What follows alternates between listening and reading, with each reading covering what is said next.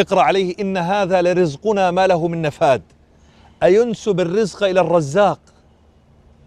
انسب الرزق للرزاق مش إلك. الرزاق رزقه ما بيخلص. لو شعرت انه اكلك ما بكفاش. الأكل ما بكفي. وهذا النبي صلى الله عليه وسلم قرأها على طعام جابر ابن عبد الله في معركة الخندق. في معركة الخندق قرأها، قال لا تغرف حتى تؤذنني. لما دخل النبي صلى الله عليه وسلم فقرأ إن هذا لرزقنا ما له من نفاد.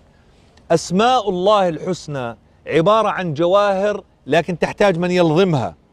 أسماء الله الحسنى عبارة عن كنز تحتاج من يجمعه.